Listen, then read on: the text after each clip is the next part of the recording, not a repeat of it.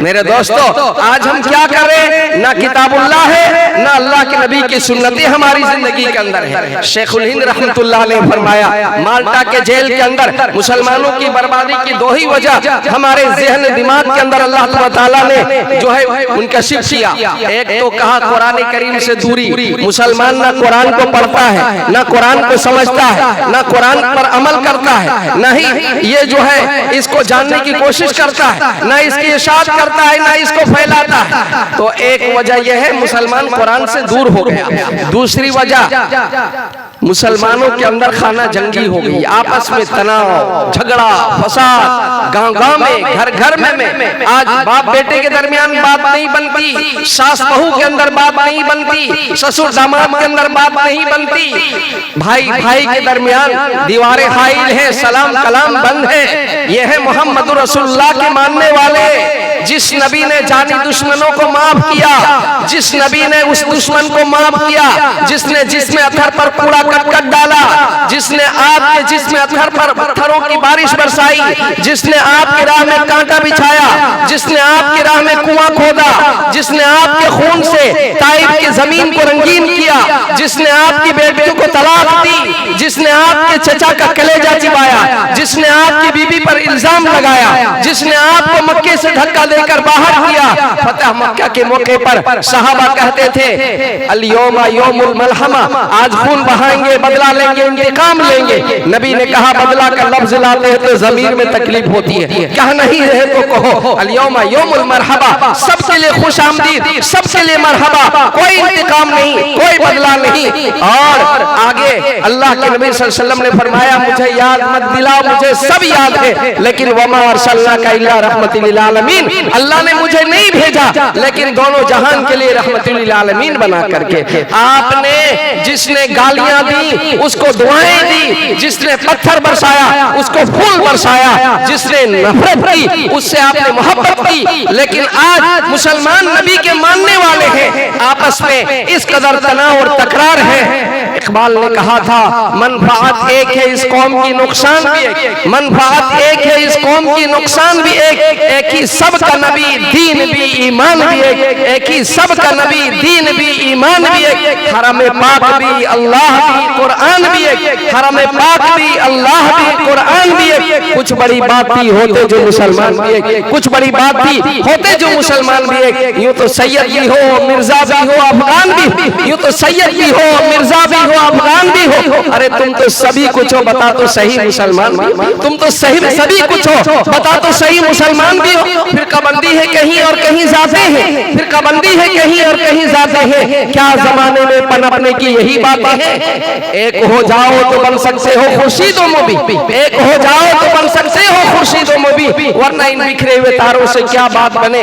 एक उंगली कोई काम नहीं करती, लेकिन पांचों उंगलियां मिल जाती है तो मजबूत ताकत बन जाती है। मेरे दोस्तों, इसी तरीके से कहा अल्लाह ने, वातसिमू बिहब्लिल्लाह जमी वला तफर्रकू, आपस में मुत्तहिद हो जाओ और अल्लाह की रस्सी को मजबूती के साथ थाम लो, आपस में निज़ा मत करो, तफरका मत करो, झगड़ा मत करो। मेरे दोस्तों, ये जो मस्जिद बन रही है इसकी एक ये भी खामोश दावत है कि जिस तरह तुम सब खड़े हो जाते हो, एक ही सब में खड़े हो गए महमूद अयाज, एक ही सब में खड़े हो गए महमूद अयाज, ना कोई बंदा रहा ना कोई बंदा नवाज। अगर कोई बादशाह भी आएगा या फकीर भी आएगा, फकीर को पीछे नहीं किया जाएगा। बादशाह को भी यही तो वो घर है जहां बादशाह को भी फकीर के सच में खड़ा कर देती, यही वो मस्जिद है जहां बादशाह और फकीर एक सब में खड़े हो जाते हैं। एक ही सब में खड़े हो गए महमूद अयाज, ना कोई बंदा रहा ना कोई बंदा नवाज। मेरे मुहतरम भाई और दोस्तों, तो ये मस्जिद है हमें शीशे पिघलाई हुई दीवार की तरह मुत्तहिद कर देती है कि सब आते हैं एक सब में कतार ब कतार लग जाते हैं। इमाम रुकू में जाता है, सब रुकू में चले जाते हैं, इमाम सजदे में जाता है, सब सजदे में चले जाते हैं। चलो इस मस्जिद निकलकर अगर हम जामे मस्जिद में चले गए, जामे मस्जिद से निकलकर हम ईदैन में अगर ईदगाह चले गए, वहां से निकलकर हम अगर मस्जिद नबवी चले गए, या इसी तरीके से अगर बैतुल मुकद्दस चले गए, या इसी तरह से हरम मक्की में आप पहुंच गए, तो लाखों लाख का मजमा होता है। एक इमाम के पीछे सब झुक जाते हैं, गोरा काला शहरी देहाती पढ़ा लिखा अनपढ़ सब अरबी अजमी एक इमाम के ताबे में हो जाते हैं और एक सदा एक आवाज लगाते हैं, लब्बैक अल्लाहुम्मा लब्बैक लब्बैक ला शरीका लक लब्बैक इन्नल हम्दा वन निअमता लक वल मुल्क ला शरीका लक। सबकी आवाज एक, सबकी हयात एक, सब एक इमाम के पीछे झुक रहे हैं, एक इमाम के पीछे सजदे में जा रहे हैं। लाखों लाख, 10 लाख, 20 लाख, 50 लाख क्यों ना हो जाए, ऐसा नहीं होता कि इमाम रुकू में है तो कोई सजदे में चला गया, इमाम सजदे में तो कयाम में चला गया, ऐसा नहीं होता। ये मस्जिद दावत देती है, जिस तरीके से तुम मस्जिद में एक के मानते हो, इसी तरह पूरी जिंदगी एक को तुम इंतखाब कर लो, जो तुम्हारी रहबरी करे, तुम्हारी जिंदगी के बारे में जो फैसला करे उसको तुम तस्लीम कर लो, उसको तुम मान लो। वहाँ अपनी अकल का घोड़ा मत दौड़ा और वहाँ कोई कीलो काल मत करो, एक के पीछे इक्तिदा करो और एक को मान के अपनी जिंदगी को गुजार दो। जिस तरह मुर्गी अपने अंडे के अंदर, अपने पर के अंदर जब अंडा रखती है और उसको सेकती है, तो मेरे दोस्तों 6 चीजें अल्लाह उस मुर्गी को अता फरमा देते हैं। सबसे पहली चीज उसकी रोजी आसान कर दी जाती है, घर वाले वही रोजी डाल लेते हैं। दूसरी चीज कितना ही बड़ा मेहमान क्यों न आ जाए उस मुर्गी को ज़बाह नहीं की जाएगी। तीसरी चीज उस मुर्गी के अंदर विरासत आती है, उसी अंडे को फोड़ती है जिसमें चूजा होता है, वरना शायद लगा देती है। चौथी चीज 21 दिन के बाद जमात मिल जाती है, तन्हा अल्लाह उसको नहीं रहने देता। पांचवी चीज उस मुर्गी के अंदर सखावत आती है, खुद नहीं खा के बच्चों को खिलाने का जज्बा पैदा होता है। छठी चीज शुजाअत और दिलेरी ऐसी कि चिल के साथ उड़ जाती है। ये ताकत कैसे आ गई? नबी ने जब सहाबा ने जब नबी को मान लिया और नबी के आगे अपनी मर्जी को उन्होंने पायमाल कर दिया, तो अल्लाह ने ये 6 चीजें उनको दी थी। सहाबा की जान की हिफाजत अल्लाह ने की। अकेले हजरत अली ने खैबर का दरवाजा उखाड़ के फेंका, सहाबी रसूल ने मेहमान के लिए मेजबान ने चिराग बुझा दिया, ऐसी सखावत की उन्होंने नजीर कायम कर दिया। रबी बिन आमिर ने रुस्तम के दरबार को हिला दिया। दोस्तों ऐसी फिरासत हज़रत उमर ने 22 लाख मुरब्बा मील जमीन के अंदर हुकूमत करके दिखला दिया। क़यामत तक के लिए इज्जत ऐसी कि जब भी नाम लिया जाएगा तो रज़ी अल्लाह अन्हु से नाम लिया जाएगा और उनसे पाक और मुबारक कोई दूसरी जमात आई ना आ सकती। मेरे दोस्तों बुजुर्गों, तो ये चीजें एक की मानने की वजह से ये मस्जिद कहती है, जब मस्जिद में एक को मानते हो तो पूरी जिंदगी क्यों अपनी चलाते हो? वहाँ भी एक के मान के चलो, अपनी अकल का घोड़ा मत दौड़ा। ये इब्लीस का फैल है। इब्लीस ने कहा था आदम मिट्टी से, मैं क्यों झुकूंगा?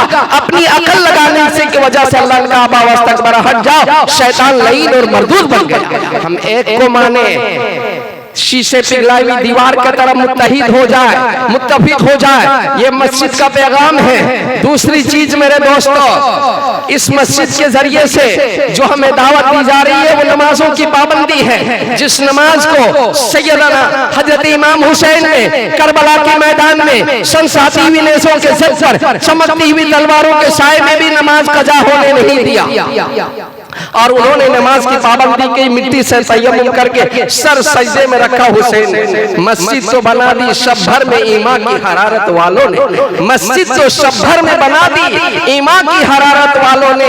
मन अपना पुराना पापी बरसों में नमाजी बन न सका। दोस्तों मस्जिदें बन जाती है, उस जमाने में मस्जिदें कच्ची थी, नमाजी पक्के।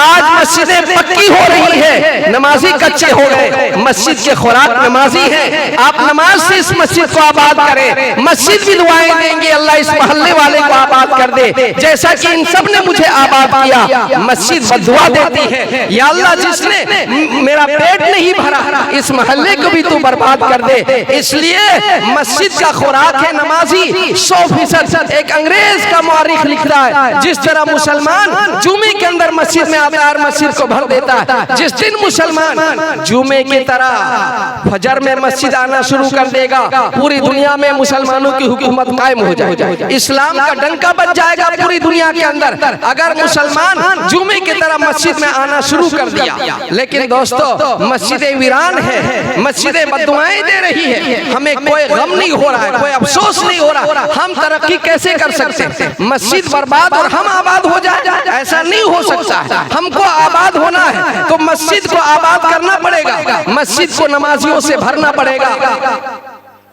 रोजे महशर के जा गुदाज बुआत अव्वलिन पुरशिश नमाज बुआत। कयामत के दिन सबसे पहले हिसाब नमाज का लिया जाएगा। अगर नमाज ठीक ठाक है तो बाकी जिंदगी पर नजरे करम हो सकता है अल्लाह कर दे और हमारी मग़फ़िरत हो जाए। और अगर नमाज में गड़बड़ी निकल गई, नमाज में फॉल्ट निकल गया तो क्या होगा?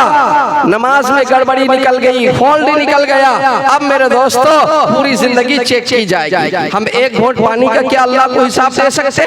नहीं दे सकते। इसलिए नमाज की पाबंदी कीजिए, सुकून दिल मिलेगा, रिज़्क़ के अंदर बरकत मिलेगी, दुआओं के अंदर कबूलियत मिलेगी, महबूबियत मिलेगी, इज्जत मिलेगी।